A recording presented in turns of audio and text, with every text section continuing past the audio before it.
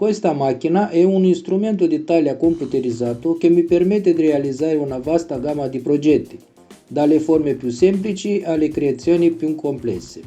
Nei miei video precedenti ho realizzato una vasta gamma di progetti con la mia macchina Costicini C, tra cui numero 18 grande, portaconfetti Anastasia, scritta Mariano, scritta Diego, scritta Love 35, scritte retroilluminati a LED, stampa per cemento, colonne 3D, colonne con LED, ali di aereo, cavallo scacchi 3D e molti altri che potete trovare tutti sul mio canale YouTube. Una delle cose che amo di più della mia Costicini C è la sua facilità d'uso. Posso creare i miei disegni sul computer e convertirli in un istante in file G-code utilizzando il mio programma Costicini C che è online e gratuito.